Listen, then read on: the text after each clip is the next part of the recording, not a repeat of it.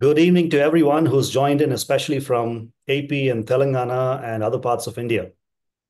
ఆంధ్రప్రదేశ్, తెలంగాణ, భారతదేశంలోని ఇతర స్థలాల నుంచి చేరి వచ్చిన ప్రియులందరికీ కూడా ఈ సాయంకాల సమయంలో వందనాలు.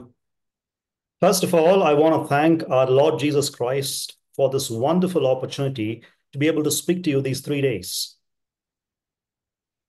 ఈ 3 దినాలు సాయంకాల వేళ మీతో మాట్లాడడానికి ప్రభువైన యేసుక్రీస్తు ద్వారా నాకు దొరికిన అవకాశం కొరకై దేవునికి వందనాలు చెల్లిస్తున్నాను.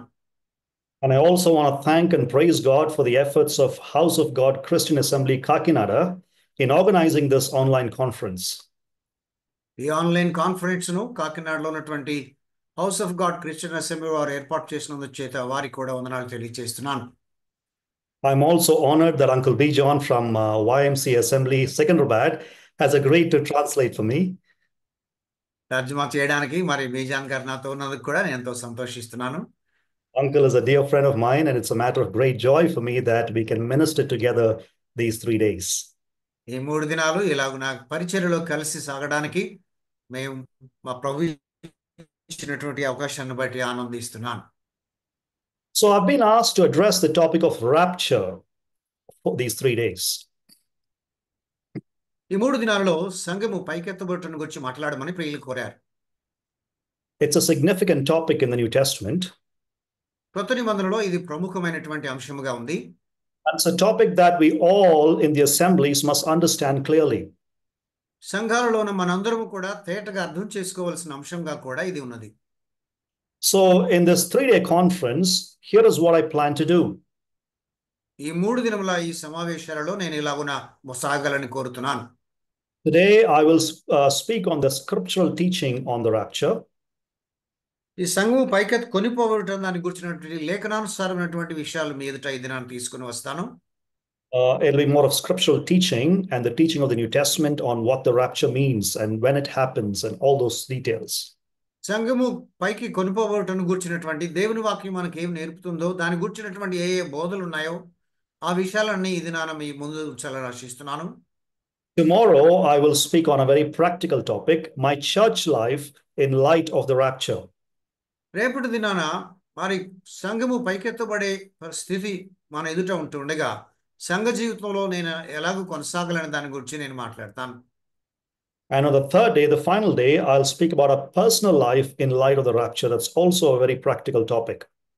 3వ దినమున మనం అనుసరించడానికి ఎంతో అవసరమైనటువంటిదిగా వ్యక్తిగత జీవితంలో ఈ సంఘము పైకెత్తబడుటను గురించినటువంటి స్థితి ఏమిటో దాన్ని అర్థం చేసుకోవడానికి మాట్లాడతాను. So how should my life be personally in light of the fact that the rapture is imminent? సంఘము పైకెత్తబడేది తప్పక జరిగేదిగా ఉన్నందుచేత దాని దృష్ట్యా నా జీవితం ఎలాగ ఉండాలి అనే అంశం. So that'll be on the third day. అది 3వ దినమున. So here's a plan for 3 days. కనుక 3 దినాలకు మనం చేయబోయినటువంటి మరి ప్లాన్ నేను చెప్పాను. And like brother requested us, please attend all the 3 days so that you'll get a continuity in the teaching. సహోదరుడు తెలియజేసినట్లుగా ఈ బోధనంతము చక్కగా మనం గ్రహించే దాని కొరకై 3 దినాలు మీరు చేరవలసిందిగా కోరుతున్నాను. And it's my sincere prayer that the Lord will bless these sessions and challenge all of us to live well for him in light of his imminent return. ఈ ధ్యానముల ద్వారా మన కుక్రను కూడా ప్రభు సవాలు చేసిన వాడై ఆయన రాకడ నిశ్చయముగా జరుగునై ఉంటుండగా ఆయన కొరకు జీవించుటలో మనలను బలపరచాలనేది నా ప్రార్థనగా ఉన్నది. So let me share my screen with you, and I hope all of you can see it. నా స్క్రీన్ ఇప్పుడు మీ అందరికి కనిపిస్తుందని నేను భావిస్తున్నాను.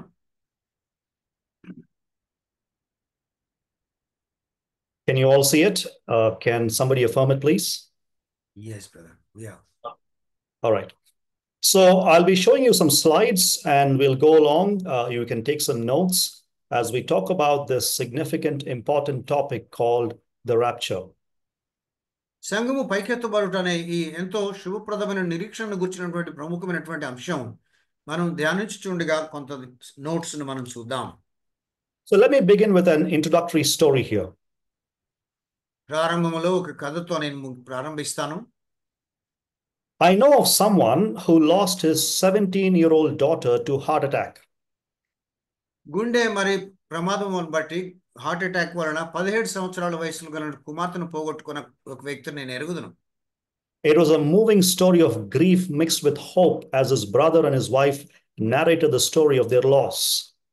ఈ సహోదరుడు సోదరి వారు పొందినటువంటి నష్టాన్ని గూర్చిన కథ నాకు వివరిస్తుండగా అది ఎంతో దుఃఖమును బాధను కలిగించే విషయముగా ఉన్నది. So what you have on the slide here, what you see on the slide is a picture of the daughter's casket, the top of the coffin. మన ఎదుట కనబడుతున్నటువంటి ఇవన్నీ కూడా ఆమె ఉంచబడినటువంటి ఆ పెట్టి మీద వ్రాయబడినటువంటి మాటలుగా ఉంటున్నాయి. And her father wrote the hardest and the most hope-filled words he had ever written.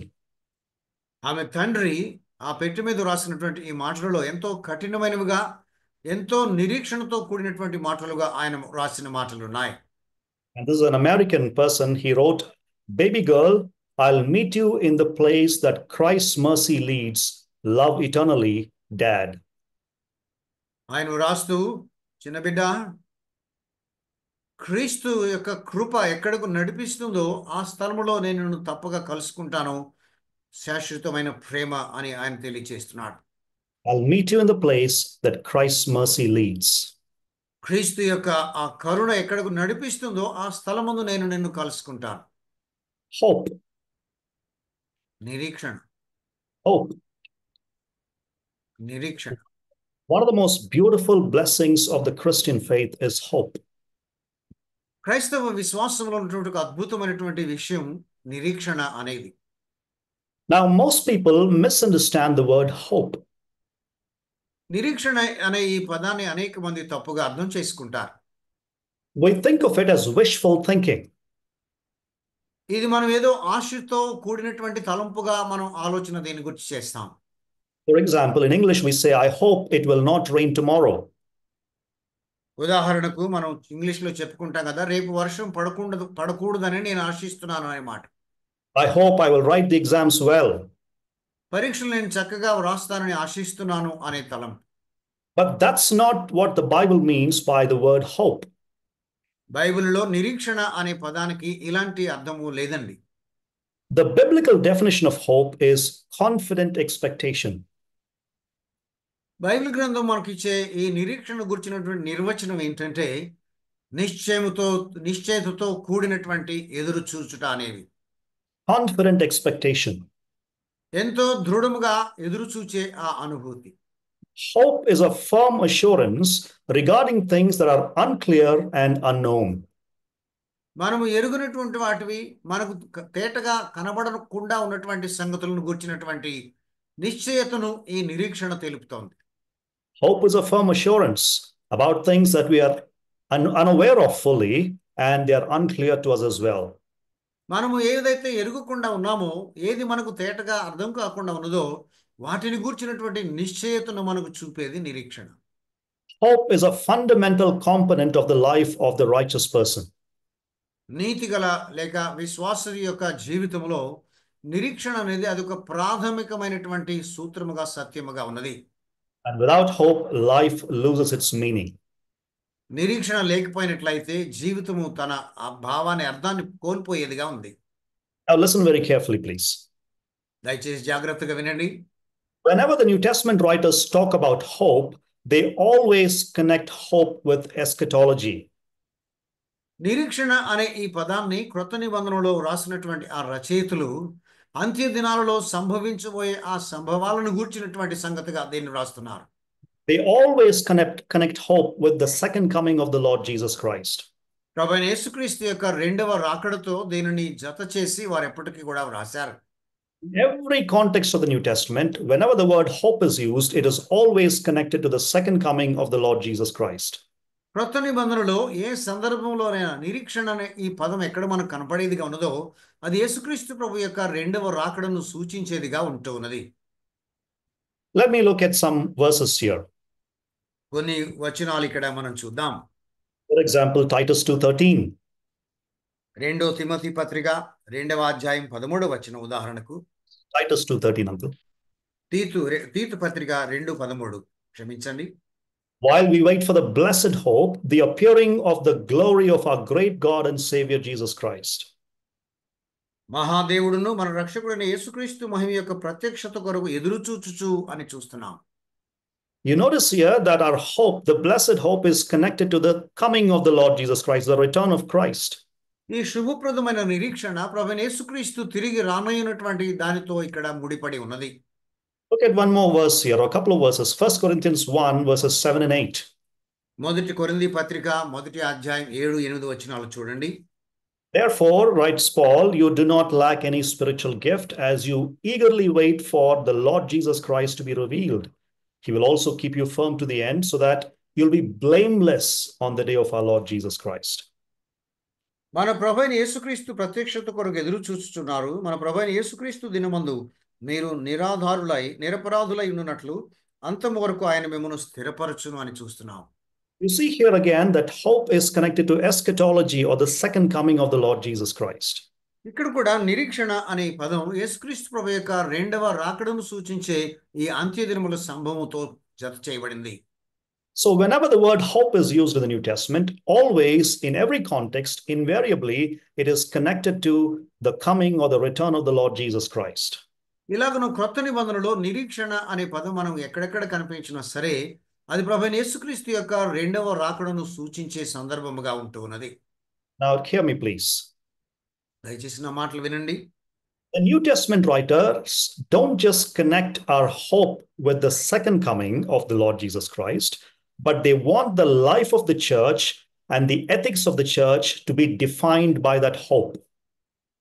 ఈ క్రొత్త నిబంధన రచయితలు ఈ నిరీక్షణ అనే పదము యేసుక్రీస్తు ప్రభు యొక్క రెండవ రాకడను సూచించేదిగా ఉన్నదని చెప్పడం మాత్రమే కాకుండా ఆయన రాకడ నిశ్చయముగా జరిగేదిగా ఉంటుండగా సంఘ జీవితంలో, వ్యక్తిగత జీవితంలో దాన్ని బట్టి మనం ఎలా జీవించాలో అనే దాన్ని సూచించేవిగా ఉంటున్నాయి. They want our life and our ethics in the church to be defined by the hope that we have. మన జీవితము అలాగే సంఘములో మనం అనుసరించే ఆ నీతి సంబంధమైనటువంటివన్నీ కూడా ఆయన రాకడ దృష్ట్యా అవి సాగేవిగా ఉండాలి. So how vital it is to have the right teaching about this in our assemblies. అందుచేత దీనిని గురించిన మరి సరైనటువంటి అవగాహన మన సంఘాలలో కలిగి ఉండుట ఎంత ప్రాముఖ్యమైందో గమనించండి. So it's my burden this evening to discuss with you all what I believe is the correct biblical position on the rapture. అందుచేత ఈ సాయంకాల సమయంలో సంఘము పైకెత్తబడుటను గురించి బైబిల్ గ్రంథం ఏమి తెలుపుతుందని నేను నమ్ముచున్నానో దానిని మీ ఎదుట ఉంచాలని ఆశిస్తున్నాను. And I'm going to speak about something called pre-tribulational rapture.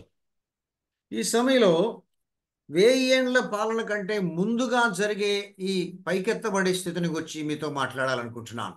The rapture happens before the tribulation. సంఘము పైకెత్తబడేది 1000 ఏండ్ల శ్రమల కాలానికంటే ముందుగా జరిగేదిగా ఉంటుంది. So I want to give you a few definitions here. ఇక్కడ కొన్ని నిర్వచనాలు మీకు చెప్తాను, పదములు. The first word to define is the word rapture. మొదటిగా పైకెత్తబడుట లేక కొనిపోబడుట అనే ఆ పదం. Now some people believe that the word rapture is not a biblical term. కొంతమంది ఈ ర్యాప్చర్ లేక పైకెత్తబడుట అనేది బైబిల్ చెప్పే పదం కాదు అని కొందరు అనుకుంటారు. But if you look at 1 Thessalonians chapter 4 verse 17, మొదటి తెస్సలోనిక పత్రిక 4:17లో మనం గమనించినట్లయితే there is a Greek word that is used, and that is the word harpazo. Greek లో హర్పాజో అనే ఒక పదం ఉపయోగించబడింది అక్కడ. It is usually translated in the New Testament as to seize or to snatch away or to get caught up.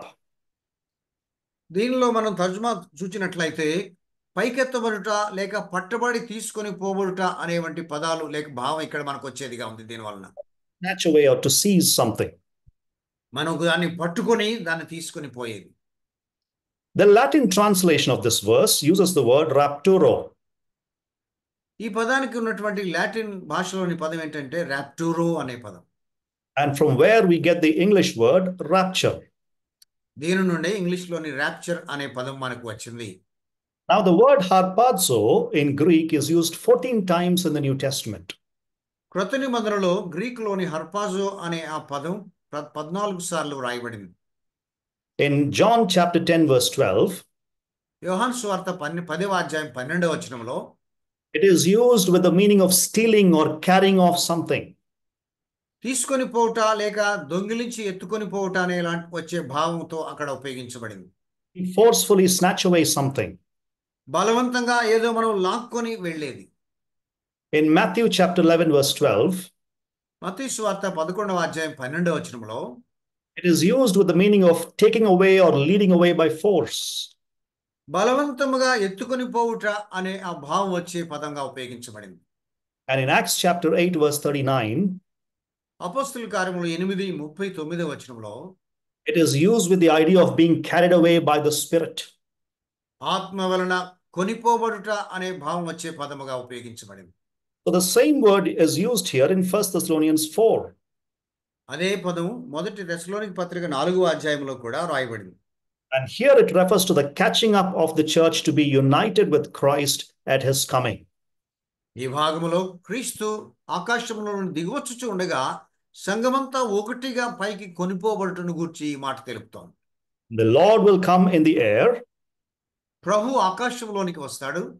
He will snatch away from the earth all those who belong to him. భూమి మీద తనకు చెందిన వారందరినీ కూడా ఆయన పట్టుకొని పైకి తీసుకొని పోతాడు. That's the meaning of the word rapture. ఇక్కడ పైకెత్తబడుట అనే పదానికి ఒక అర్థం అదే. Now, I want to make here a distinction between rapture and the second coming. ఇక్కడ సంఘము పైకెత్తబడుట అలాగే క్రీస్తు ప్రభు యొక్క రెండవ రాకడకున్నటువంటి భేదాన్ని మనం గుర్తించుట కొరకై కొన్ని మాటలు చెప్తాను. Now, this is important, so listen very carefully. ఇది ఎంతో అవసరమైంది, ముఖ్యమైనది కనుక జాగ్రత్తగా వినండి. The second coming of our Lord Jesus Christ is one single event. ప్రభువైన యేసుక్రీస్తు రెండవసారిగా ఈ లోకానికి వచ్చేది ఒక్కసారిగా జరిగే సంఘటనగా ఉంది. But when we look at the New Testament carefully, we see that the second coming takes place in two phases, or it has two aspects to it. క్రొత్త నిబంధనలో మరి సంఘము లేక ప్రభు తిరిగి వచ్చుటను గురించి మనం గమనించినట్లయితే అందులో రెండు భాగములుగా ఉన్నట్లు రెండు దఫాలుగా ఆయన వచ్చుటను గురించి తెలిపేదిగా ఇది ఉంటూ ఉన్నది. You see on the slide, the first aspect of the second coming occurs at the conclusion of the church age, and this is what we call as rapture. మొదటిగా సంఘము పైకెత్తబడుట అనేది సంఘకాలము ముగిసినటువంటి ఆ సమయంలో జరిగేదిగా ఉంటూ ఉన్నది. So that is the first aspect of the second coming. ఇది రెండవ రాకడలోని మొదటి భాగముగా మనం చూస్తాం. In this event, our Lord Jesus Christ returns from the heavens to the air for his church. ఈ సమయంలో యేసుక్రీస్తు ప్రభు పరలోకము నుండి ఆకాశములోనికి సంఘము కొరకు దిగి వస్తాడు. It is for his church. సంఘము కొరకు ఆయన దిగి వస్తాడు. And at that moment, the church will be caught up to meet with him in the air. ఆ సమయంలో ఆయనను కలుసుకునే దాని కొరకై సంఘము పైకెత్తబడి ఆకాశమానికి కొనిపోబడుతోంది. That's the first aspect of the second coming. ఇది రెండవ రాకడలోని మొదటి భాగం. Then there's a second aspect, ఆయన రాకడలో రెండవ భాగం ఉన్నది. and we call it the second coming. దీనినే వాస్తవానికి రెండవ రాకడ అని మనం చెప్తాం. And that will be when he returns to the earth with the church to establish the millennial kingdom. అప్పుడు ఆయన సంఘంతో పాటుగా భూమి మీదకి దిగి వచ్చి 1000 ఏళ్ల రాజ్య పాలనను దాన్ని స్థాపిస్తాడు. Now, between these two aspects of the second coming, between the rapture and the second advent, there will be a ఆయన 7. రెండవ రాకడలో ఉన్నటువంటి ఈ రెండు భాగాలు అనగా సంఘము పైకెత్తబడేది ఆయన భూమి మీదకి దిగి వచ్చే దానికి మధ్యలో There will be a 7-year tribulation period. 7 సంవత్సరాల శ్రమల కాలం ఉంటుంది. Now, the tribulation is a future period of the outpouring of God's wrath upon unbelievers. ఈ శ్రమల కాలం అనేది రాబోయే కాలంలో అవిశ్వాసుల మీద దేవుడు కుమ్మరించే ఉగ్రతను సూచించేదిగా ఉంది. And it is given in a detailed way to us in Revelation chapter 6 through 19. ప్రకటన గ్రంథం 6 నుండి 19 అధ్యాయాలలో దీని యొక్క వివరాలన్నీ కూడా మనకు ఇవ్వబడ్డాయి. And this period of 7 years is also called Daniel's 70th week. ఈ 7 సంవత్సరాల కాలాన్ని దానియేలు యొక్క 70వ వారము అని కూడా చెప్పబడుతోంది. And it lasts 7 years. 7 సంవత్సరాల పాటు ఈ శ్రమలు ఉంటాయి. The two aspects of the second coming, the rapture and the second advent, they are separated by this period of 7 years called the tribulation. కనుక ప్రభు యొక్క రెండవ రాకడలో ఉన్నటువంటి ఈ రెండు అంశాలు లేక రెండు విషయాలు శ్రమల కాలము ద్వారా విభజించబడి రెండు సందర్భాలలో జరిగేవిగా ఉంటున్నాయి. But how do we know that there are two aspects to the second coming? రెండవ రాకడలో రెండు విషయాలు అంశాలు ఉన్నాయని మనకు ఎలాగ అర్థమవుతుంది? How do we know that? అది మనకు ఎలాగ తెలుస్తుంది? How can we be sure about it? దీని విషయమై మనం ఎలా మనకు ధైర్యం పొందగలం? Now, when we look at the nature of the events that are happening at the second coming of the Lord Jesus Christ to establish the millennial kingdom, ప్రభువైన యేసుక్రీస్తు రెండవసారిగా ఈ లోకానికి వచ్చి 1000 ఏండ్ల పాలనను స్థాపించబోయే ఆ సంగతులు మనం గమనించినట్లయితే they differ from the events that are surrounding the rapture. సంఘము పైకెత్తబడే దానితో చెప్పబడినటువంటి విషయాలతో ఇక్కడ జరిగే ఆ విషయాలు ఎంతో విభేదించేవిగా ఉంటున్నాయి. So there's a difference between the events that are surrounding the rapture and the events that surround the second coming of the Lord Jesus Christ to establish the millennial kingdom. సంఘము పైకెత్తబడే సమయంలో జరిగే సంగతులు, అదే సమయంలో క్రీస్తు ప్రభు రెండవ రాకడగా ఈ లోకానికి దిగివచ్చి 1000 ఏండ్ల పాలనను స్థాపించే సమయంలో జరిగే ఆ సంభవాలు, సంఘటనలు వేరువేరుగా ఉన్నాయి. So there are two major portions of the New Testament that talk about the rapture among the many. ఇలాగున మరి ఎన్నో లేఖన భాగాలు ఉన్నప్పటికీ ఆయన సంఘము పైకెత్తబడే దాని గురించి ముఖ్యంగా మనకు తెలిపే 2 భాగాలు క్రొత్త నిబంధనలో ఉన్నాయి. 1 Thessalonians 4:13 through 18. మొదటి తెస్సలోనిక పత్రిక 4వ అధ్యాయం 13 నుండి 17 వచనాల వరకు 18 వచనాల వరకు. And 1 Corinthians 15 verses 50 through 58. మొదటి కొరింథీ పత్రిక 15వ అధ్యాయం 50 నుండి 58 వచనాల వరకు. When you compare these two sections with Matthew 24 and 25 that talk about the return or the second coming of the Lord Jesus Christ, ఈ 2 భాగాలను యేసుప్రభు భూమి మీదకి దిగివచ్చే రెండవ రాకడను సూచించే మత్తయి సువార్త 24 అధ్యాయంతో పోల్చి మనం చూసుకున్నట్లయితే other such passages, ఆ భాగాలలో we see some key differences that can be observed. మనం గ్రహించగలిగినటువంటి తేటైనటువంటి తేడాలు మనకు కనబడేవిగా ఉన్నాయి. There are differences that can be observed between these two passages. ఈ 2 భాగాలలో మనకు కనబడే మరి ప్రత్యేకమైనటువంటి భేదములు మనం చూడగలం.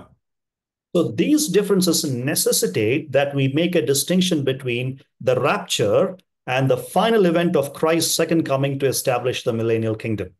కనుక మనం కనబడే ఈ ప్రత్యేకమైనటువంటి భేదములు యేసుక్రీస్తు ప్రభు సంఘము కొరకై సంఘమును పైకెత్తుకున్నట్టు కొరకై ఆకాశంలోనికి దిగివచ్చే ఆ సమయాన్ని, ఆయన భూమి మీదకి దిగివచ్చే ఆ రెండవ భాగాన్ని మరి కలిపి చూపేవిగా మనకు ఉంటూ ఉన్నాయి.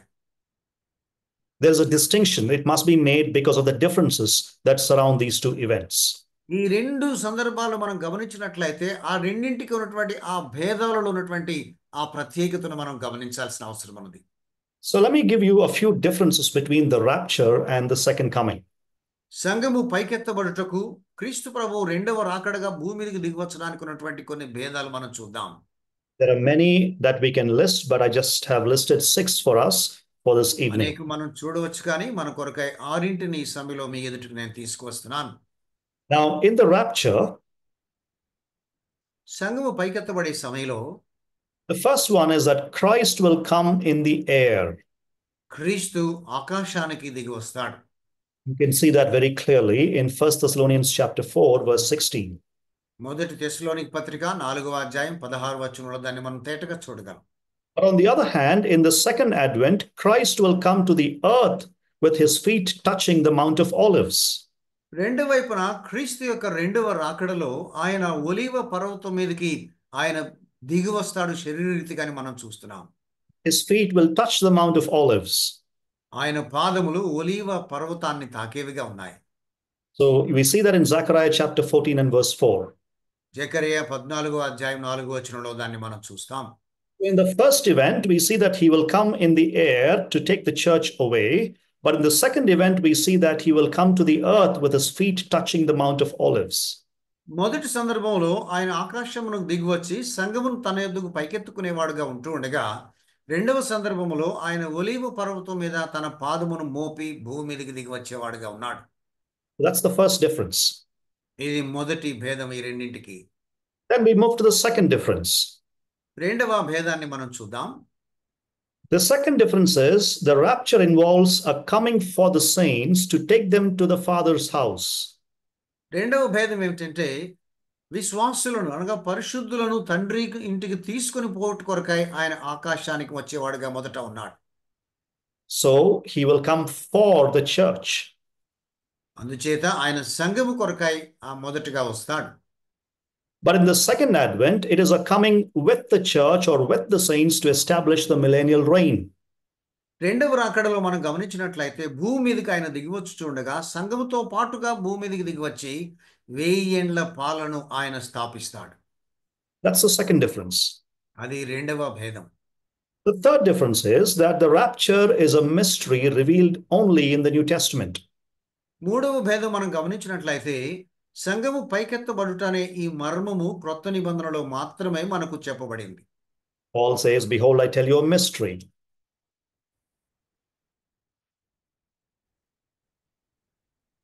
పౌలు చెప్తూ ఒక మర్మమును నేను మీకు తెలుపుతున్నాను అంటాడు. So it's a mystery revealed only in the New Testament. కనుక ఇది ఒక క్రొత్త నిబంధనలో మాత్రమే మనకు బయలుపరచబడిన మర్మముగా ఉన్నది. But the second advent, the second coming, is actually central in Old Testament prophecy. అయితే ఆయన భూమి మీదకి దిగి వచ్చే ఆ రెండవ రాకడ పాత నిబంధన ప్రవచనములో ఎంతో కేంద్రమైనటువంటి ప్రవచనంగా ఉంది. Clarified for us and emphasized for us again in the New Testament. కొత్త నిబంధనలో దీని గురించినటువంటి వివరణ కూడా మనకు ఇవ్వబడిందిగా మనం చూస్తాం. I've given you the references here on the slides. You may note down all of them, please. నేను ఇక్కడ ఇచ్చినటువంటి ఆ రిఫరెన్స్లు మీరు నోట్ చేసుకొని తర్వాత దాన్ని గమనించవచ్చు. The fourth difference is నాలుగవ భేదం ఏంటంటే the rapture could happen any moment. It's imminent, which means it could happen any time. There are no signs given for it. ఆయన ఆకాశంలోనికి దిగివచ్చేది సంఘము కొరకై ఎప్పుడైనా జరగవచ్చు, తప్పక అది జరుగుతుంది. దాని గురించి It could happen any moment. సూచనలు ఏమీ కూడా లేఖనంలో చెప్పబడలేదు. It could happen any A moment. క్షణంలోనైనా ఆయన రావచ్చు. But the second coming, the second advent, it is preceded by some spectacular A signs. క్షణంలోనైనా అది జరగవచ్చు.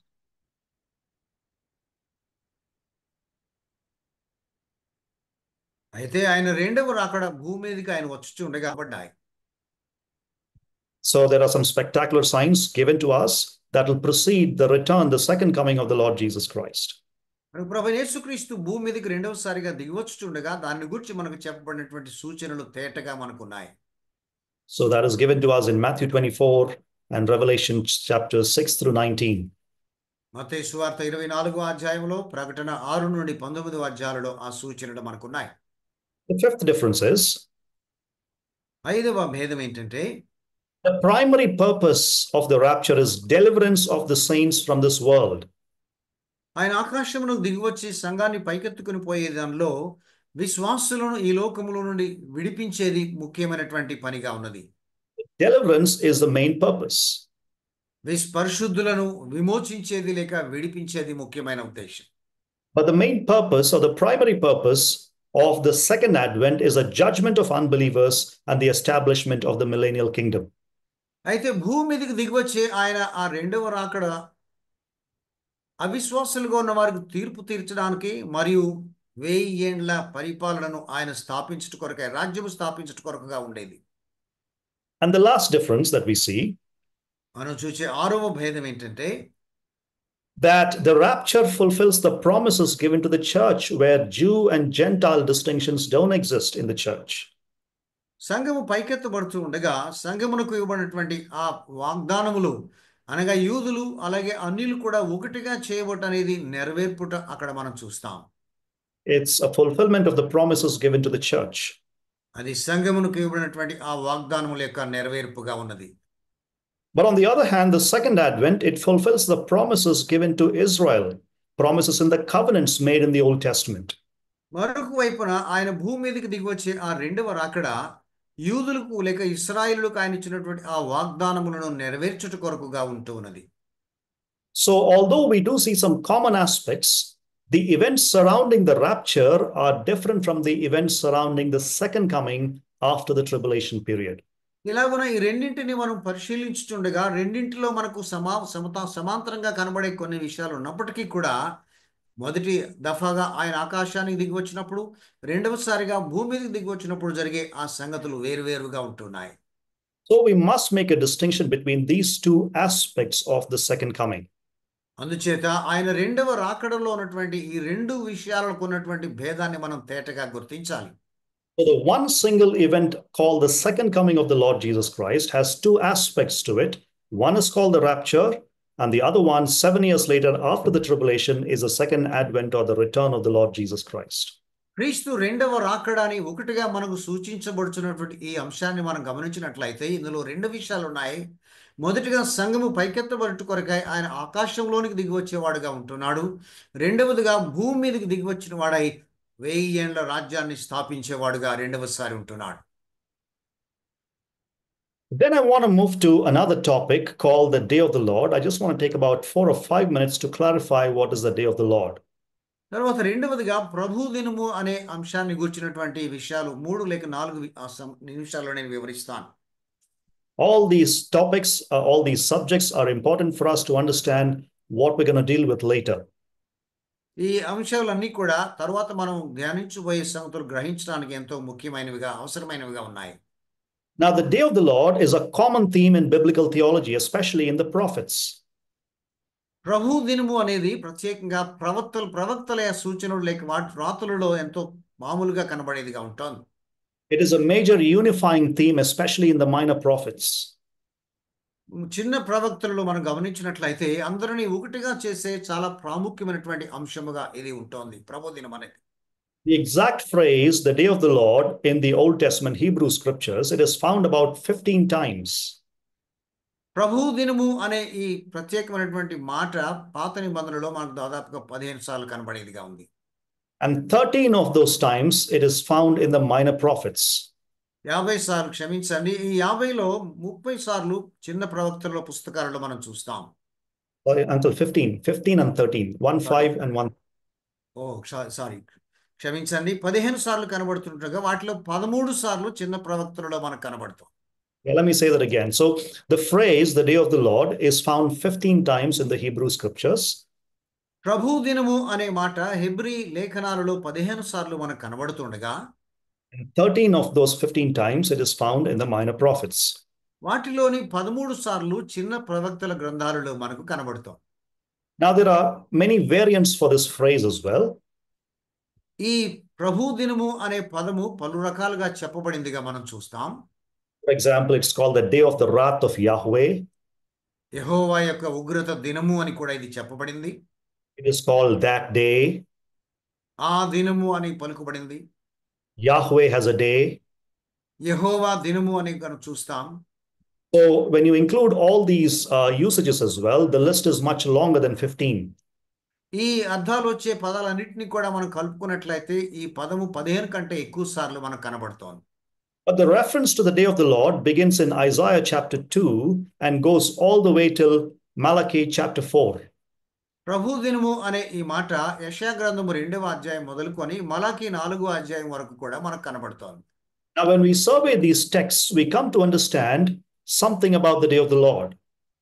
ఈ లేఖనాలన్నింటినీ మనం పరిశీలించినట్లయితే ప్రభు దినమును గురించినటువంటి కొంత అవగాహన మనకు కలుగుతోంది. Now listen very carefully, please. జాగ్రత్తగా వినండి దయచేసి. The Day of the Lord is a climactic outpouring of God's wrath upon his enemies, the wicked people. ప్రభు దినము అనేది ఇది చివరిగా దేవుడు తన ఉగ్రతంతటిని కూడా దుష్టుల మీద కుమ్మరించే ఆ దినముగా ఉంది. Usually there is an imagery that is associated with the Day of the Lord in the Bible. Bible గ్రంథములో ప్రభు దినము అనే ఈ పదాన్ని చూపేదాని కొరకై ఒక పటం మనకు చిత్రపటం చూపేదిగా చూస్తాం. For example, natural disasters are associated with the Day of the Lord. ఉదాహరణకు మరి ప్రకృతిలో కలిగే ఆ గొప్ప ఉపద్రవాలు ప్రభు దినానికి పోలిక చెప్పబడుతున్నాయి. Devastating military conquests, wars and rumors of wars, they are associated with the Day of the Lord. యుద్ధములు గురించినటువంటి సమాచారం, యుద్ధ ప్రమాదాల వల్ల జరుగుతున్నటువంటి ప్రమాదాలన్నీ కూడా ప్రభు దినముతో జత చేయబడి చెప్పబడుతున్నాయి. Supernatural calamities are connected to the Day of the Lord. అంతర్జాతీయంగా వస్తున్నటువంటి ఈ గొప్ప ఉపద్రవాలు లేక ప్రమాదాలు ప్రభు దినము అని చెప్పబడేవిగా కనబడుతున్నాయి. So on the one hand, the Day of the Lord involves a cataclysmic outpouring of God's wrath upon the wicked. ఒక దినమున ఈ ప్రభు దినము అనేది ఒక రీతిగా దుష్టుల మీద దేవుడు కుమ్మరించే భయంకరమైనటువంటి ఉగ్రతను సూచించేదిగా ఉన్నది. On the other hand, the day is also characterized by pouring out of divine blessing upon God's people. రెండవ వైపున దేవుడు తన ప్రజల మీద కుమ్మరించే ఆ దైవ ఆశీర్వాదములను కూడా ఇది సూచించేదిగా ఉంది. Example, Isaiah chapter 4 talks about it. ఉదాహరణకు యెషయా గ్రంథం 4లో మనం దాన్ని చూస్తాం. Isaiah 30 talks about it. యెషయా 30వ అధ్యాయంలో చూస్తాం. Hosea chapter 2. హోషేయ 2వ అధ్యాయంలో చూస్తాం. Joel chapter 3. యోవేలు 3వ అధ్యాయంలో. Amos chapter 9. ఆమోస్ 9వ అధ్యాయంలో. Many such prophetic verses in the Old Testament talk about a divine blessing being poured out on God's people. ఇలాగున పాత నిబంధనలో ప్రవచన రీతిగా చెప్పబడినటువంటి అనేక భాగాలు దేవుడు ఆ దినమున కుమ్మరించే ఆత్మీయ ఆశీర్వాదాలను సూచించేదిగా ఉంటుంది. So while divine judgment is certainly a prominent theme in the day of the Lord, it is only one part of the picture. ప్రభు దినమున ఆయన ఎంతో ఉగ్రతతో దుష్టుల పట్ల ప్రవర్తించేదిగా ఉన్నప్పటికీ అది ఈ ప్రభు దినములో ఒక భాగముగా మాత్రమే ఉంది. There are two things in the day of the Lord, like we just said. మనం చెప్పుకున్నట్లుగా ప్రభు దినమందు రెండు సంగతులు ఉంటున్నాయి. One is the pouring out of God's wrath upon the wicked people. ఒకటి దుష్టుల మీద దేవుడు తన ఉగ్రతను కుమ్మరించేది సూచిస్తుండగా, the other hand, it is pouring out of God's blessings, divine blessings, on people who belong to Him. రెండవదిగా దేవునికి చెందినటువంటి తన ప్రజల మీద దేవుడు కుమ్మరించే ఆ దైవ ఆశీర్వాదాలను సూచిస్తోంది. Now, when the prophets were writing about the day of the Lord, ప్రవక్తలు ఈ ప్రభు దినాన్ని గురించి వ్రాయిస్తూ ఉండగా, they talked about it as a day that is severe, where people must cry out for God's mercy and they must turn away from idols and turn to the living God in repentance. అది ఎంతో తీవ్రమైనటువంటి దినముగా వారు రాస్తూ, అందుచేత ప్రజలు వారు పాపముల విషయమై చింతించి ప్రభు వైపు తిరిగేవారుగా ఉండాలి అని మాటలు వ్రాస్తున్నారు. They must call on the name of the Lord to be saved. రక్షణ కొరకై ప్రభు నామమున వారు ప్రార్థన చేయాలి అనే మాటలు చూస్తాం. And they must seek refuge in the Lord to escape that dangerous, cataclysmic day of the Lord. ఆ ప్రమాదకరమైనటువంటి ఆ గొప్ప ఉపద్రవం నుండి తప్పించుకునే దాని కొరకై ప్రభు నామమున వారు ప్రార్థన చేసి ఆయన వైపు తిరగాలి. And when people respond appropriately, they turn away from their sin and turn to the living God. ప్రజలు అలాగున పాపముల నుండి వారు వెనుదిరిగిన వారై ప్రభు వైపు చూచినప్పుడు, the day of the Lord will be a day of blessing upon such people. ఆ ప్రభు దినము అలాంటి వారి పట్ల ఎంతో ఆశీర్వాదకరమైన దినముగా ఉంటుంది. But all the people of different nations that don't recognize the Lord as the living God, అయితే ఈ ప్రభువుని సజీవుడైన దేవునిగా ఎవరెవరు ఏ ఏ జాతి ప్రజలు గుర్తించకుండా ఉంటారో, it'll be too late for them on the day of the వారికి Lord, సమయం అనేది ఉండదు ప్రభు వద్దకు రావడానికి. because they will be destined to destruction and death. వాళ్ళు మరణములోనికి నిత్య నాశనములోనికి వారు నియమించబడి తీసుకొని పోబడతారు. So that is the purpose of the day of the Lord. కనుక ప్రభు యొక్క దినము యొక్క ఉద్దేశం అది. So there is a warning that is given by the prophets that the day of the Lord is coming in the future. అందుచేత భవిష్యత్తులో ప్రభు దినము రానై ఉన్నది అనే ఒక హెచ్చరికను వారు సూచించిన వారుగా ఉన్నారు ప్రవక్తలు. And therefore you must turn away from sin and turn to the living God and call out to God in the name of the Lord to be saved. కనుక మీరు పాపమును విడిచి దాని నుండి వెనుదిరిగి ప్రభువు నామమును మీరు ప్రార్థన చేసి ఆయన వలన రక్షణ పొందాలనే పిలుపు వారిస్తున్నారు. When you turn to the Lord in repentance, you will be saved and you will escape the wrath of God, and you'll be a recipient of the divine blessings that come with the day of the Lord. పశ్చాత్తాపపడి ప్రభు వైపు అలాగు తిరిగిన వారై క్షమాపణ పొందినట్లయితే ఆయన వలన కలిగే ఆ దైవ ఆశీర్వాదములకు మీరు పాత్రులుగా ఉండేవారుగా ఉంటారని చెప్తున్నారు.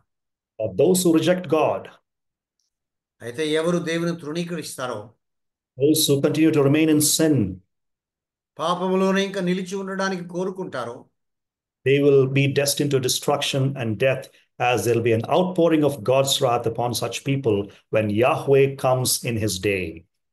అలాంటి వారి పట్ల యెహోవా ఆ దినమున దిగివచ్చి తన ఉగ్రతను కుమ్మరించుచు ఉండగా వారు మరణానికి నిత్య నాశనానికి అప్పగించబడతారు.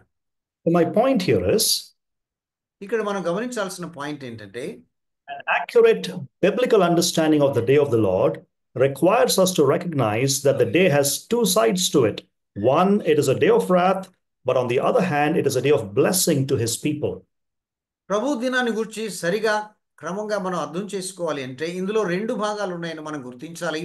అదేమిటంటే ఆయన తన ఉగ్రతను దుష్టుల మీద కుమ్మరించే ఒక భాగం ఉండగా తనకు చెందిన వారి మీద ఆయన దైవ ఆశీర్వాదములు కుమ్మరించే రెండవ భాగం ఉన్నదని తెలుసుకోవాలి. Okay, so far we've understood two important topics for us to get into our actual subject for the day. ఇప్పటి వరకు మరి మన అంశాన్ని అర్థం చేసుకునే దాని కొరకు అవసరమైనటువంటి రెండు ముఖ్యమైనటువంటి విషయాలు మనం గుర్తించాం. Number one, we spoke about what the rapture is. సంఘము పైకెత్తబడుట అంటే ఏమిటో మనం మొదటిగా అర్థం చేసుకున్నాం. So we saw the difference between the rapture and the second advent of the Lord Jesus Christ. సంఘము పైకెత్తబడుటకు క్రీస్తు ప్రభు భూమి మీదకి దిగి వచ్చే ఆ రెండవ రాకడలో ఉన్నటువంటి రెండు విషయాలకు ఉన్న భేదాన్ని గమనించాం. Now we talked about what is the day of the Lord. ప్రభు దినం అంటే ఏమిటో కూడా ఇప్పుడు మనం మాట్లాడుకున్నాం. So please have these concepts at the back of your minds as we go through the next few subjects that we have for today. ఈ దినాన్ని మనం ఇంకా ధ్యానించబోతున్నటువంటి ఆ ముందున్నటువంటి విషయాలు మనం ముందుకు చూడబోతుంటుండగా ఈ రెండు సంగతులు మీ మనస్సులో ఉంచుకోనండి. I want to speak about the timing of the rapture. సంఘము కొనిపోబడటం యొక్క సమయాన్ని గురించి నేను మాట్లాడాలనుకుంటున్నాను. When we deal with the topic of rapture, సంఘము పైకెత్తబడట అనే అంశాన్ని గురించి మాట్లాడుతుండగా scholars have come up with 5 views that are tribulational views. శ్రమల కాలానికి చెందినటువంటి 5 విషయాలు లేక అంశములు లేక భావనలు గురించినటువంటి సంగతులు ముందుకి తీసుకొని వచ్చిన వారు ఉన్నారు. You see on the slide here, you have the rapture at the end of the church age. ఇక్కడ సంఘ కాలం ముగిచుండగా సంఘము పైకెత్తబడటం గురించి మనం మొదటిగా చూస్తున్నాం. And then you have the 7-year tribulation period. ఆ తర్వాత 7 సంవత్సరాల శ్రమల కాలం కనబడుతుంది. Then you have at the end of it the second advent of the Lord Jesus Christ, who will come and establish the millennial reign. ఆ తర్వాత క్రీస్తు ప్రభు రెండవసారిగా భూమి మీదకి దిగివచ్చి 1000 ఏండ్ల పాలనను స్థాపించడం గురించి మనం గమనిస్తున్నాం.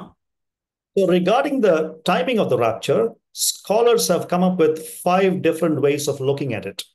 ప్రభు ఈ సంఘమును పైకెత్తుట కొరకు ఆకాశంలోనికి ఎప్పుడు దిగి వస్తాడోనే దాని గురించి మాట్లాడుతూ మరి స్కాలర్స్ 5 సంగతులు చెప్పిన వారుగా ఉంటున్నారు. The first thing is called a pre-tribulational rapture. ఇందులో మొదటిది శ్రమల కాలానికి ముందు జరిగే ఈ పైకెత్తబడుట అనే అంశం.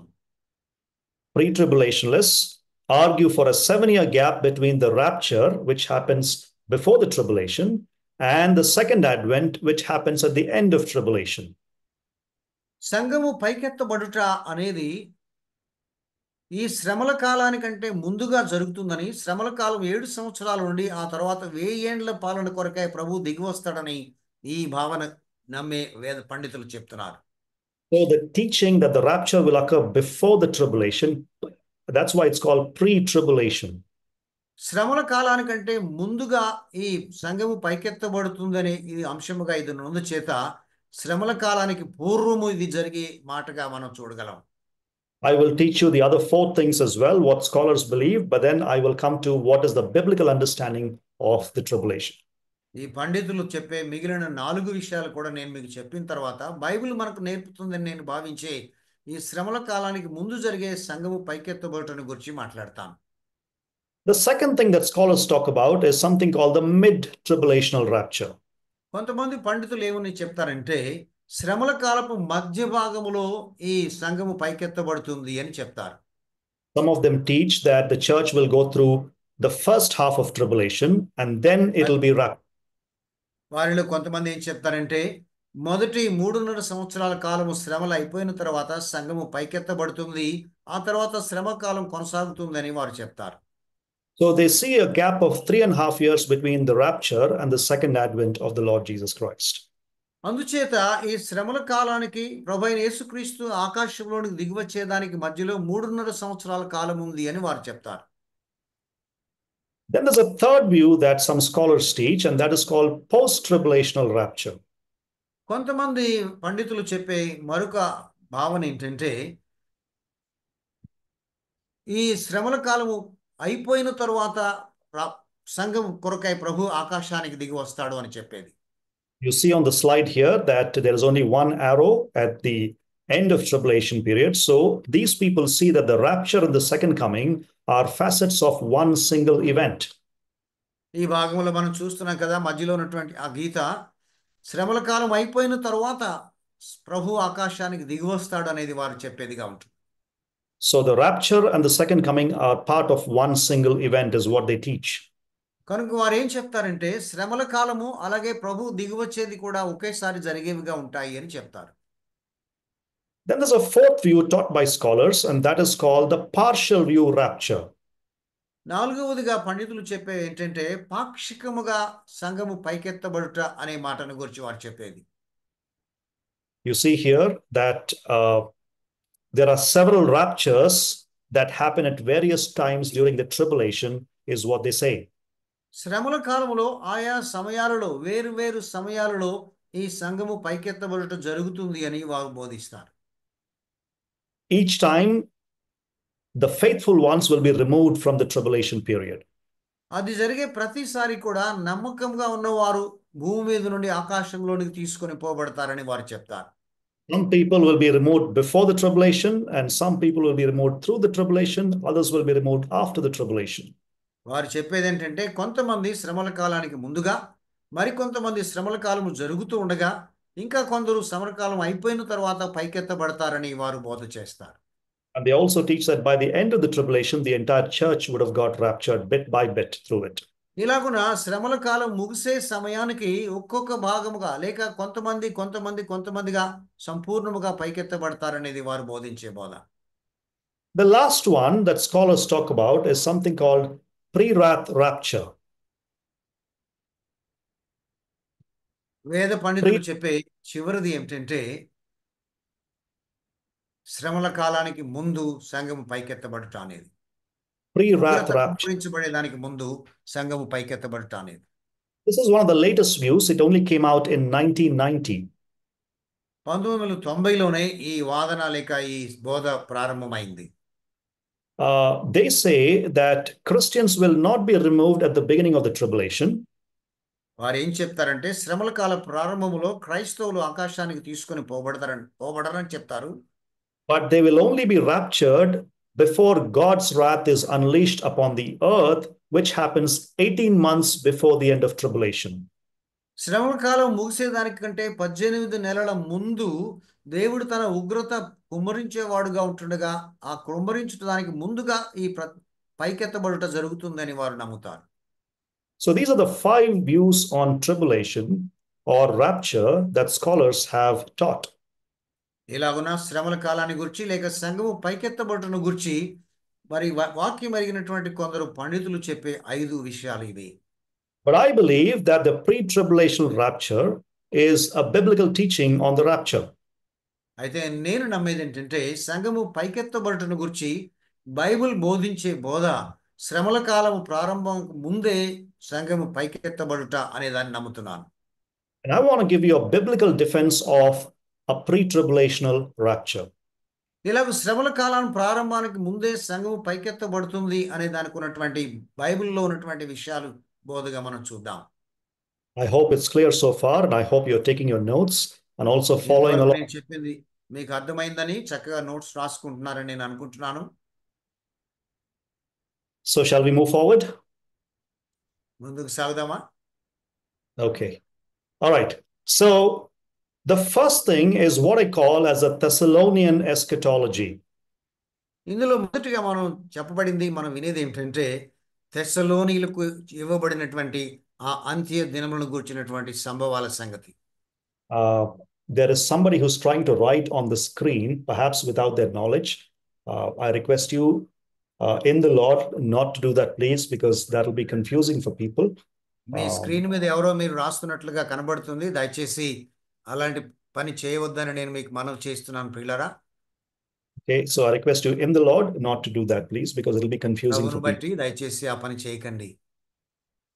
All right, so we'll come to something called the Thessalonian eschatology. తెస్సలోనీయుల ఆ అంత్య దినముల సంభవాలను గురించిన సంగతిని దాని గురించి చూద్దాం. What Paul discusses about the return of the Lord Jesus Christ in the Thessalonian epistles. తెస్సలోనిక పత్రికలలో పౌలు ప్రభు యొక్క రాకడను గురించి ఏమి వివరించాడో అదే ఈ అంశం. And tomorrow and day after, God willing, I'll take 2 different passages from the Thessalonian epistles, and we'll talk about rapture and how it applies to our lives and our church life as well. రేపు అలాగే ఎల్లుండి కూడా తెస్సలోనికి పత్రికలలో నుండి ఇతర వేరు భాగాలు మనం చూస్తూ సంఘ జీవితంలో మన వ్యక్తిగత జీవితంలో ఆయన రాకడ యొక్క మరి ఆ స్థితి ఏమిటో దాని కొరకు మనం ఎలాగూ స్పందించాలో అనే సంగతులు ఆలోచన చేద్దాం. Now, Paul, at the beginning of 1 Thessalonians, he launches into the longest Thanksgiving section in the entire New Testament. మొదటి తెస్సలోనికి పత్రిక పౌలు రాస్తూ క్రొత్త నిబంధన అంతటిలో కూడా ఆయన వ్రాతలన్నిటిలో కూడా దేవునికి కృతజ్ఞత చెల్లిస్తూ చెప్పే ఆ పెద్ద భాగాన్ని ఆయన వ్రాసిన వాడిగా ఉన్నాడు. The longest Thanksgiving section is in the 1 Thessalonian letter. ఇలాగున దేవునికి కృతజ్ఞత చెల్లించే ఆ పొడవైనటువంటి భాగం తెస్సలోనికి పత్రికలో మనకున్నది. Why? Because Paul is exhilarated. He is rejoicing about this church. ఎందుకనగా పౌలు ఈ సంఘం విషయమై ఎంతో ఉత్సాహముతో ఆయన ఉప్పొంగుచు ఈ మాటలు వ్రాశాడు. He begins by expressing his deep appreciation for the spiritual maturity of the Thessalonians. తెస్సలోనికలో ఉన్నటువంటి విశ్వాసులు వారి ఆత్మీయ పరిపక్వత పొందినటువంటి స్థితిని బట్టి ఆయన వారిని అభినందిస్తూ రాశాడు. And Paul shares some very specific reasons as to why he is so excited about the Thessalonian church. తెస్సలోనిక సంఘ విషయమై ఎందుకు ఆయన అంతగా ఉత్సహించాడో దాని గురించినటువంటి ప్రత్యేకమైన కారణాలు పౌలు రాస్తున్నాడు. Now, the church at Thessalonica is almost like an ideal church. It's the type of church that he wants every church to become.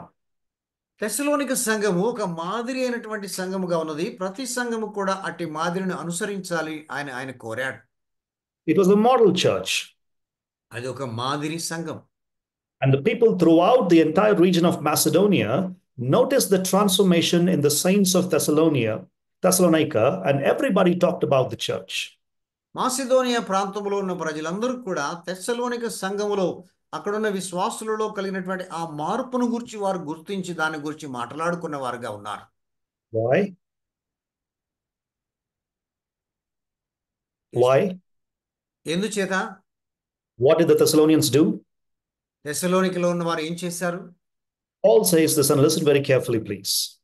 పౌలు చెప్తున్న ఈ మాటలు జాగ్రత్తగా గమనించండి.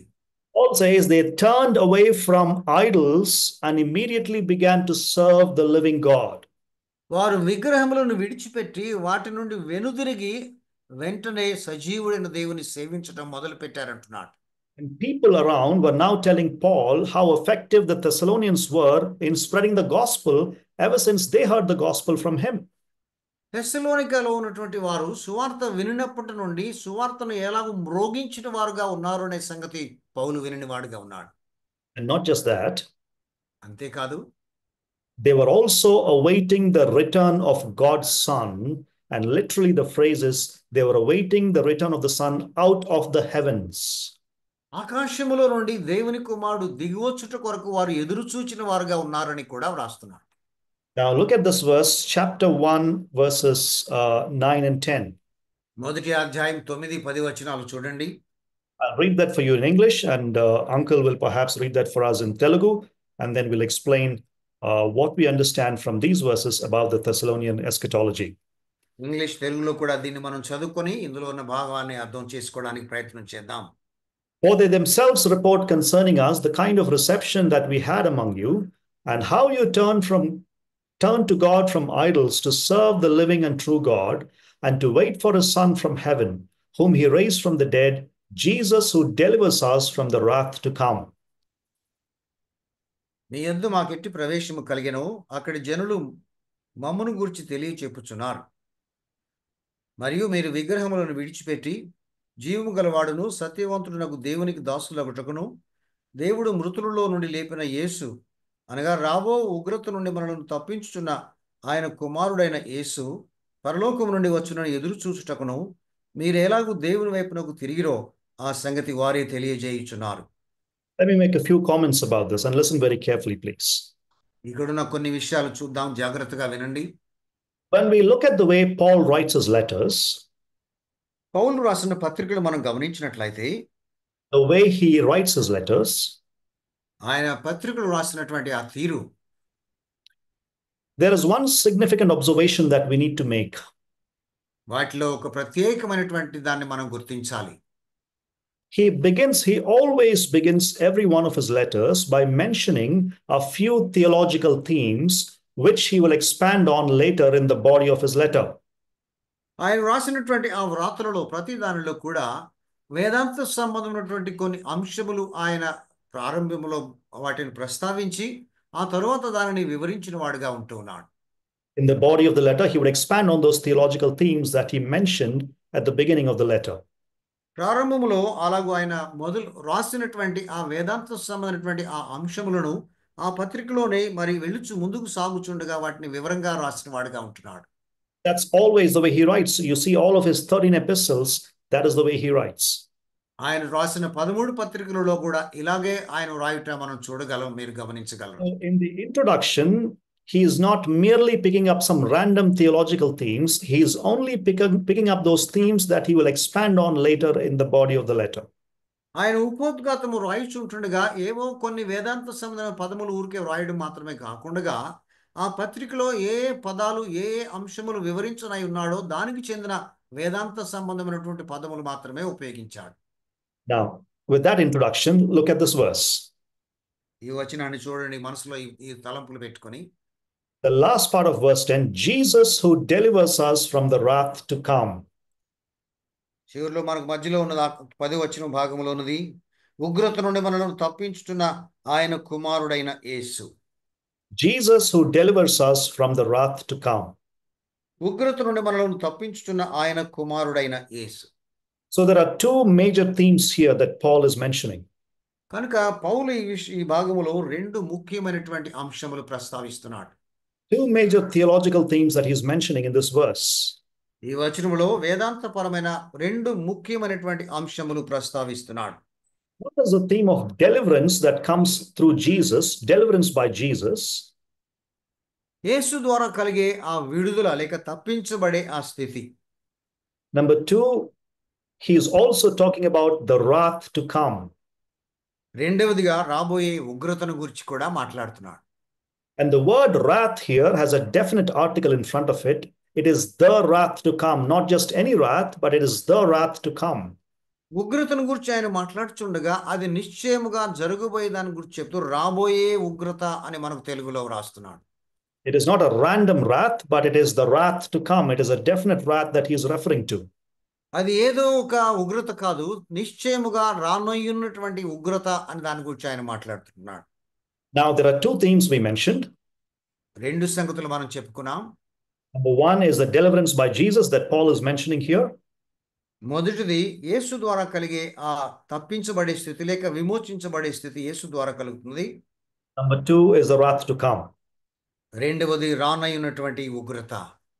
Now, like we said, Paul mentions some theological themes at the beginning of the letter, and he will expand those things in the body of the letter later. నేను చెప్పినట్లుగా పౌలు వేదాంతపరమైనటువంటి కొన్ని పదములు ప్రారంభములో ఉపయోగించి వాటి యొక్క వివరణ ఆ తరువాత పత్రికలో ఇస్తాడని చెప్పాను. So he expands on these themes in 1 Thessalonians chapter 4 verse 13 all the way till chapter 5 and verse 11.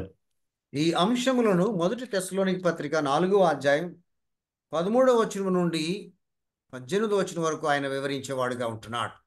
Chapter 4 verse 13 all the way till chapter 5 verse 11. 4వ అధ్యాయం 13వ వచనం నుండి 5వ అధ్యాయం 11వ వచనం వరకు ఈ రెండు సంగతులు ఆయన వ్రాస్తున్నాడు. Now listen very carefully please and look at the slide also. జాగ్రత్తగా మరి స్లైడ్ వైపు చూస్తూ వినండి. In 1 Thessalonians 4:13 through 18, మొదటి తెస్సలోనిక పత్రిక 4:13 నుండి 18 వరకు he expands on the theme of deliverance by Jesus, which is a theme of rapture. సంఘము పైకెత్తబడే ఆ అంశమును గురించి యేసు ద్వారా కలిగే విమోచన లేక విడుదలను గురించి వివరిస్తున్నాడు. And in chapter 5 verses 1 through 11, he expands on the theme of the coming of the wrath, that is the day of the Lord. 5వ అధ్యాయం 1 నుండి 11 వచనాలలో ప్రభు దినముగా చెప్పబడుచున్నటువంటి కుమ్మరింపబోడబోయే ఆ ఉగ్రతను గురించి మాట్లాడుతున్నాడు. Now let me explain the context and listen very carefully please. ఇక్కడ సందర్భాన్ని నేను వివరిస్తుండగా జాగ్రత్తగా వినండి. The believers in the church at Thessalonica, they were grieving over the fellow members of their church who died prior to the return of Christ. తెస్సలోనిక సంఘములో ఉన్నటువంటి విశ్వాసులు క్రీస్తు ప్రభువు రాకడకు మునుపే చనిపోయినటువంటి తోటి విశ్వాసులను గురించి వారు దుఃఖించిన వారుగా ఉన్నారు. So they feared that these deceased believers will not be able to participate equally with the living believers in the glorious event called the rapture. కనుక ఈ చనిపోయినటువంటి విశ్వాసులు ప్రభు వచ్చుచూ ఉండగా జీవించినటువంటి విశ్వాసులతో పాటు ఆ మహిమలో పాలు పొందలేరు అనే భావనలో వీరున్నారు. All sorts of questions were going on through their minds. ఆ సందర్భంగా అనేక ప్రశ్నలు వారి మనస్సులలో మెదిలాయి. What will happen to our loved ones who die before the return of Christ? క్రీస్తు రాకడకు మునుపే చనిపోయిన మన ప్రియులకు ఏం జరుగుతుంది అనే సందేహం. Will they miss out on the glories associated with the return of Christ? క్రీస్తు రాకడతో ముడిపడి ఉన్నటువంటి ఆ మహిమలు వారు పొందలేకపోతారా? So Paul answers all these questions one by talking about the sequence of events that will happen at the rapture. ఇలాంటి ప్రశ్నలన్నిటికీ కూడా పౌలు వివరణ ఇస్తూ ఆ సంఘము పైకెత్తబడబోయే సమయంలో జరిగే వాటన్నిటినీ కూడా ఒకదాని తర్వాత ఒకటి వివరిస్తున్నాడు. Then in verse 18 of chapter 4, he says, therefore, encourage one another with these words. 4:18 కాబట్టి ఈ మాటల చేత మీరు ఒకరినొకరు ఆదరించుకొనుడి అంటున్నాడు. So these words are given for your encouragement and my encouragement. ఈ మాటలు మరి మీ యొక్క ఆదరణ కొరకు నా యొక్క ఆదరణ కొరకు ఇవ్వబడ్డాయి. Now listen very carefully, please. జాగ్రత్తగా వినండి. In 1 Thessalonians 4 verses 13 through 18, we have the teaching. తెస్సలోనిక పత్రిక 4:13-18 we have the teaching on the rapture of the church, where the church is caught up to meet with the Lord in the air. ప్రభువును కలుసుకునే దాని కొరకై సంఘము ఆకాశంలోనికి పైకెత్తబడి కొనుపోబడే ఆ అంశమును గురించి ఇక్కడ మాట్లాడుతున్నాడు. But when you come to chapter 5 verse 1, 5వ అధ్యాయం 1వ వచనానికి వస్తే Paul is introducing a new subject. పౌలు ఒక క్రొత్త అంశాన్ని ఇక్కడ మొదలు పెడుతున్నాడు. How do I know that? ఎలాగ మనకు అర్థమవుతున్నది? In the Greek language in which the New Testament is written, క్రొత్త నిబంధన రాయబడిన గ్రీక్ భాషలో చూచినట్లయితే two words that Paul uses whenever he wants to change a subject. ఒక అంశము నుండి మరొక అంశములోనికి మారుతుండగా పౌలు ఉపయోగించే రెండు పదాలు. The words are peri de. Peri they అనే ఆ రెండు పదాలు. In English, you can translate that as now concerning or now about. English భాషలో దాన్ని మనం తర్జుమా చేసుకోవాలంటే ఈ అంశమును గురించి ఇప్పుడు మనం చూచినట్లయితే అనే తలంపు. How is it in Telugu, uncle? దీనిని గురించి ఇప్పుడు మనం ఆలోచన చేస్తే అయితే ఇక్కడ మనకు సహోదరులారని స్ట్రైట్ అవే ఇస్తాం. Okay, all right. But in the Greek, in the original language, the words are peri de, which should be translated as now concerning. Greek భాషలో ఆ ఆదిమ భాషలో పెరిడే అనే పదం ఉపయోగించబడింది, అనగా ఇప్పుడు ప్రస్తుత సంగతుల విషయమై అనే తలంపు అక్కడ ఉన్నది. Which means Paul is changing the subject. అనగా పౌలు ముందు అంశం నుండి వేరొక అంశానికి మారుతున్నాడు. Whenever Paul uses these two words, peri de, it means he is always changing a topic.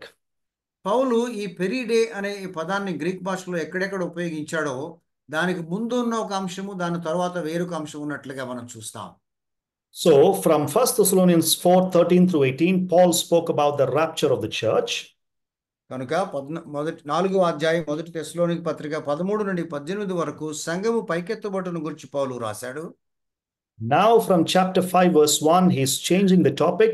And when you look at chapter 5 verses 1-11, the topic there is the day of the Lord or the coming of tribulation.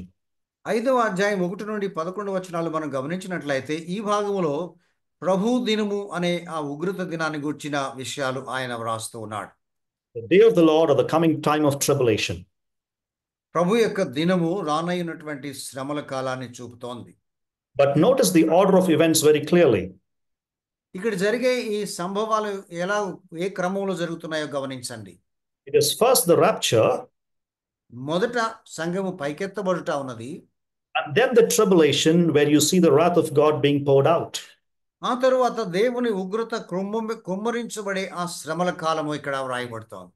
The tribulation there is seen as a period that is subsequent to the rapture. ఇక్కడ ఇలాగున్న ఈ శ్రమల కాలము అనేది సంఘము పైకెత్తబడిన తరువాత ఆ క్రమములో జరిగే అంశముగా ఇక్కడ వ్రాయబడుతోంది. Which means the rapture happens before the tribulation period. దీని ద్వారా మనకు ఏమర్థం అవుతుందంటే శ్రమల కాలానికంటే దానికి ముందుగా సంఘము పైకెత్తబడుతుంది అని అర్థమవుతోంది. You see it on the slide here that is shown. ఇక్కడ ఉన్నటువంటి స్లైడ్ చూడండి. 1 Thessalonians 4:13-18, it mentions the rapture. మొదటి తెస్సలోనిక పత్రిక 4:13-18 వచనాలలో సంఘము పైకెత్తబడుటను గుర్చున్నది. And chapter 5, verses 1-11, it talks about the tribulation. 5వ అధ్యాయం 1-11 వచనాలు శ్రమల కాలాన్ని సూచిస్తూ ఉన్నది. Notice the sequence. It is the rapture first and then the tribulation. ఇక్కడున్న ఈ వరుస క్రమములో మొదటిగా సంఘము పైకెత్తబడేది, రెండవదిగా శ్రమల కాలం ప్రారంభమైనది చూస్తాం. Which means Paul is teaching us through the Thessalonian epistle that the rapture happens before the tribulation. కనుక ఇలాగున పౌలు తెస్సలోనిక పత్రిక ద్వారా శ్రమల కాలమును కంటే ముందుగానే సంఘము పైకెత్తబడుతుంది అనేది బోధిస్తున్నాడు. Now we'll move to chapter 5, verses 1-11. 5వ అధ్యాయం 1-11 వచనాలు చూద్దాం. Especially notice the differentiation that Paul makes between you and they.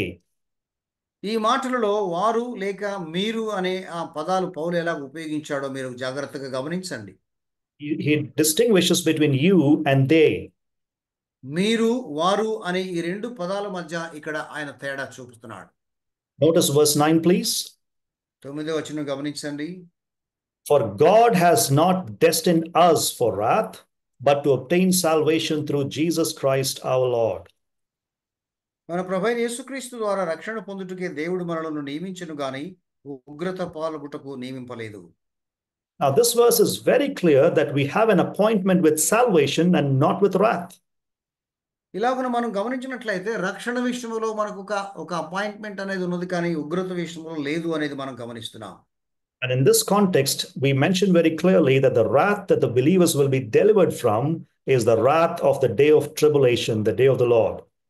ఈ సందర్భంగా ఆయన వివరిస్తూ విశ్వాసులు ఏ ఉగ్రత నుండి తప్పించబడతారో అనే దానికి రాస్తున్నాడో ఆ ఉగ్రత దినము అది మిగిలిన వారి కొరకు వచ్చేదిగా తెలుపుతుంటున్నాడు.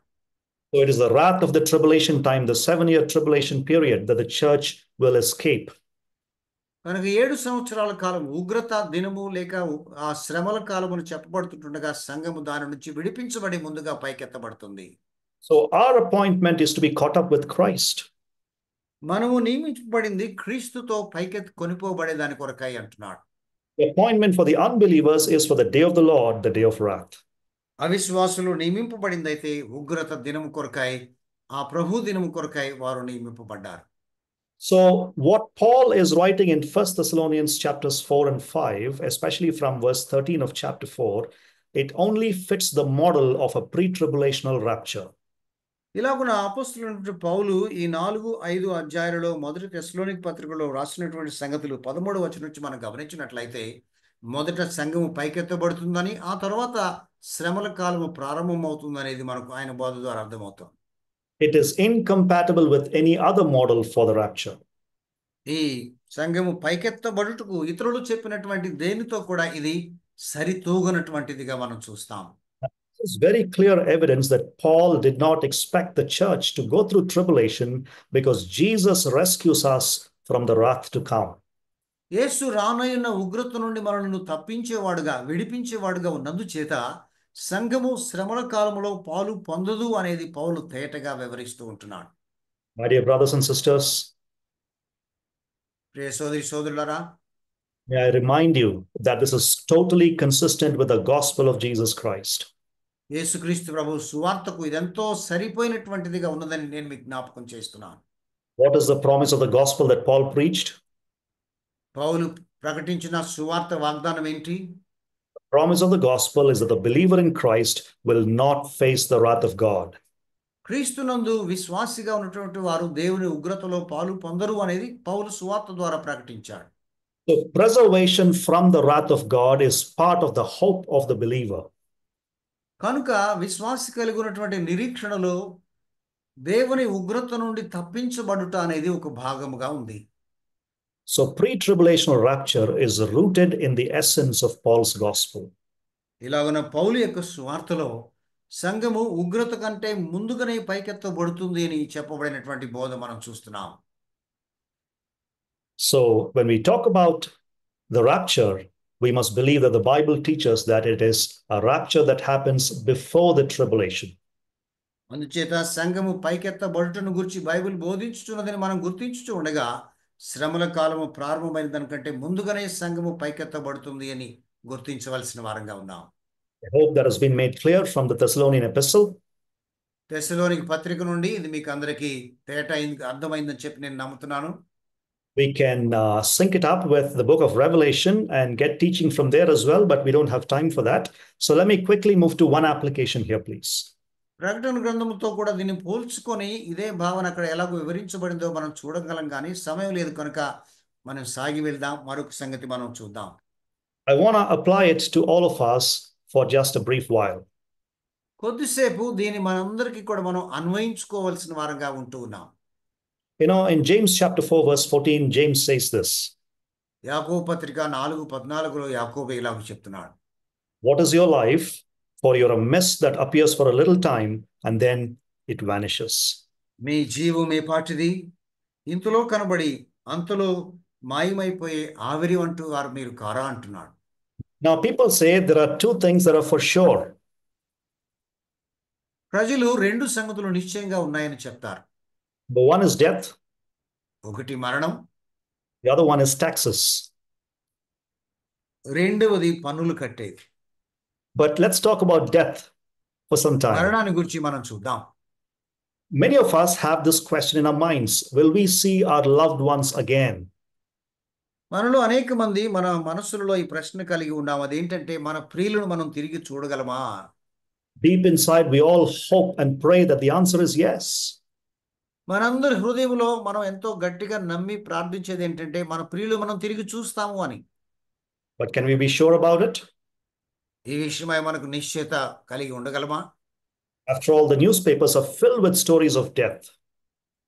వార్తాపత్రికలు మరణము గురించినటువంటి వార్తలతో నిండి ఉన్నాయి. We only have stories about death, but we have no stories about resurrection in the newspapers.